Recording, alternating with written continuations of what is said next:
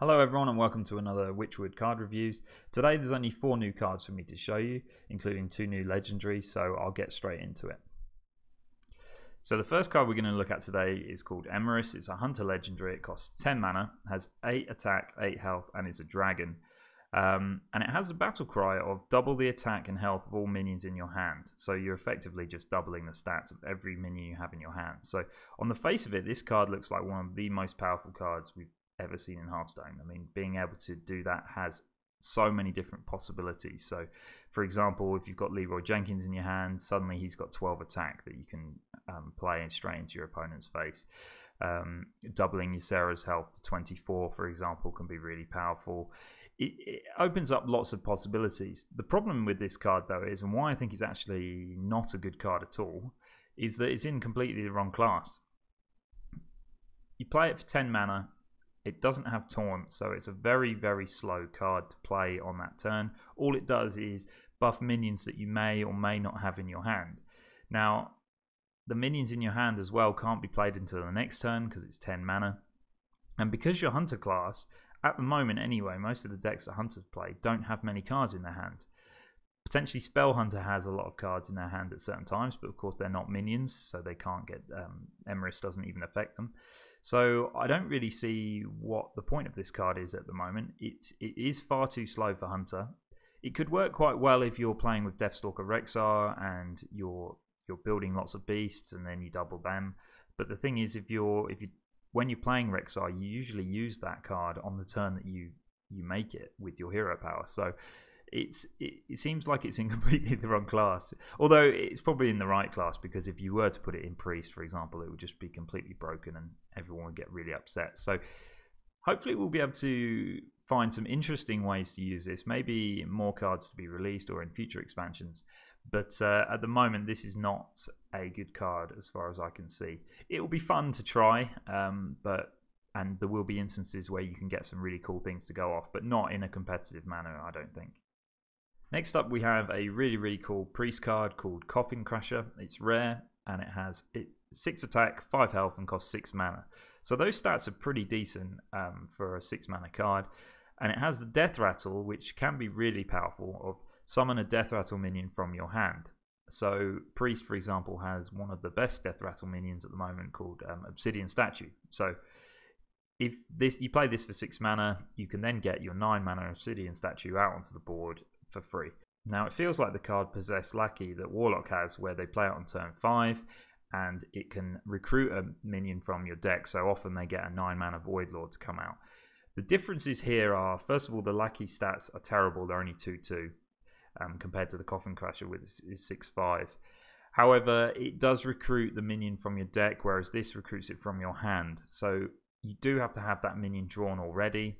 You also, if it recruits it from, draws it from your hand, it's not as good as recruit because you're losing that card from your hand. You're losing the card advantage, but it is still a really strong play. It's also, this card is much better against silence. So if somebody silences it, yes, you lose that Death Rattle. That's a little bit frustrating, but it's still a 6 mana 6/5. If someone silences your Possessed Lackey, you've just got a 2/2 on the board, which is almost useless. So this is a cool card. I think there'll be some really good uses for it. Other like crazy combos you could use, it would go quite well with Umbra. So if you play Umbra, you play your Coffin Crasher, the Coffin Crasher then triggers from Umbra and you get a Obsidian Statue. That Obsidian Statue then kills an opponent's minion, and that is a really huge tempo turn. So I like this card. Unfortunately, N'Zoth isn't around in Standard anymore, so it does lose a little bit of its power, but if Death Rattles become a thing, I think this will definitely be one that will be used for Priest. Next we have a legendary minion for the Warrior class. It's called Darius Crowley. It costs 5 mana, has 4 attack and 4 health, so reasonably weak when you first play it. But it does have Rush, and when it attacks and kills a minion, it gains +2/+2. So the idea here is you play it onto the board, you trade it into a minion with less than 4 attack, and then you gain +2/+2. And then potentially next turn, if it survives, you can do the same and make it snowball. The problem here is that the stat line is really quite low. So if you're trading in, you have to play it on turn 5 because it's 5 mana. So if you're trading into a 4-drop, most 4-drops will likely just kill it outright. So in that case, you're paying 5 mana to deal 4 damage to an enemy minion, which isn't really that great. But if you can get it to trade into potentially a 3-drop or a 2-drop or a 1-drop, and your opponent hasn't got an answer for it, then yes, it can snowball. And even if you just manage to trade it into 1 minion and then it gets the buff and stays on the board and your opponent has to trade to kill it afterwards, then it's still quite good. But I don't think there's anything particularly exciting about this. I think the potential for it being a game-winning card is very low. It has to be if your opponent has got just randomly just plays very low attack minions, because if they can't kill it on their turn after you've played it, potentially you can make it grow more and more. But I can't really see that happening too often. It's very strange. It's more of a utility card that it seems to be good in specific situations. I don't understand why it's a legendary. Maybe it should be an epic at best. I just think the main problem with it is the stat line is too low. So if you're playing on turn 5, there's potential you can make it work, but not in every case. But if you're playing it later than turn 5, the chances are your opponent's minions are going to have more health and more attack, so it's going to die pretty much in its first attack, and you won't get anything from it, and it's just a 5 mana 4/4. So we'll see. I don't really like this card at the moment. I think it's okay. I don't think it's terrible, but not really a very good legendary in my opinion. So the final card for today is called the Ravencaller. This is a common neutral card. It costs 3 mana. Has 2 attack and 1 health, so very weak stats for that cost. But it does have a battle cry of add 2 random 1-cost minions to your hand. Now, this isn't that great to play on turn 3, depending on what type of deck you're playing, because it's a very weak minion to play.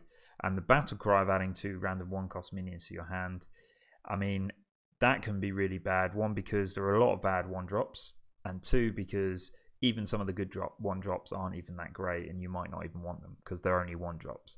So at the cost of falling behind on tempo on the board, you are filling your hand. So that leads into a couple of other things. So I talked about in my previous video about some new cards coming in the WitchWood, which kind of lean druid towards a hand druid kind of archetype, where they're trying to get a bigger handful of cards. So that could be the case here. You play this card and then you add 2 cards to your hand to keep your hand full. So for example, on turn 4 you could play a Twilight Drake, and if you played this on turn 3, your Twilight Drake will have extra health. However, you do have to have a weak turn 3 to do that. I mean, this card could also work quite well in a token druid deck where they play lots of small minions and they buff them quite easily, because if you play this 3 mana 2/1 and you manage to buff it, suddenly it's not a bad card. Plus it gives you extra cards into your hand, which you can also play for low cost and also buff. So it does have specific advantages. It's not necessarily something you would put into any deck. It's not a solid card on its own, I wouldn't have said. Perhaps in Arena it can be quite good because you play it onto the board and it gives you extra card draw, but I'm not really convinced. The randomness is really going to be where it's a problem. It will be good in some specific decks, but not a specifically exciting card. I think it probably won't see a lot of play outside of very, very specific decks. Okay guys, thanks again for watching. Let me know in the comments what you think, and I'll be back again tomorrow with the new cards that come out.